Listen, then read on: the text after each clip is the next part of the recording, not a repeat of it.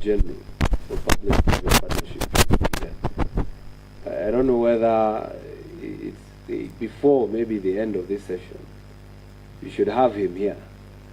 I know.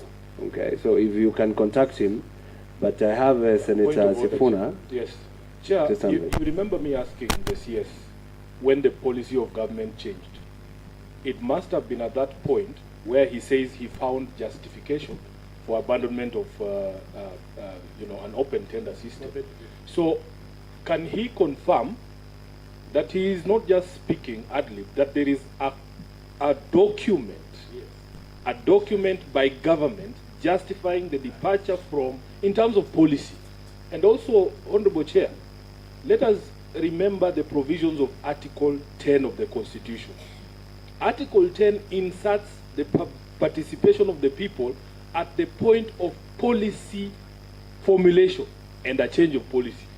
So that, Honorable CS, if indeed government was abandoning this path, having found this justification, you needed to involve people and tell people that going forward, if we are discussing expansion of Jkia or any other national infrastructure projects, we are going to go the PPP way. So that policy change, Chair, we have to locate it in time and a process. Was it a cabinet decision? Who made that decision? And how were the people involved in the decision making? Chair. Yes, yes. I thought we had agreed that all members ask questions, then supplementary at the Oh yeah, oh yeah. I just allow, because that one was so close to what we were saying. A point of order about section 4 that the minister referred to.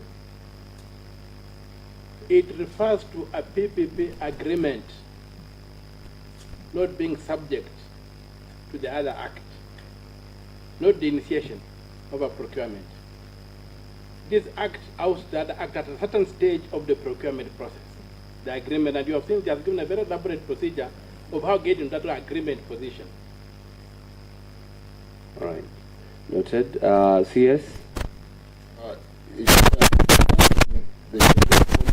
And why,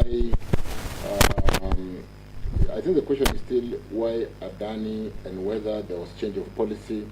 I'm trying to locate where there was this visibility study done and which informed us accordingly. PS, can you assist me very quickly?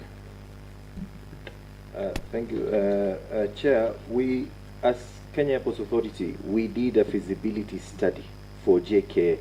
That was after doing the National Aviation Policy and the Jkia investment plan.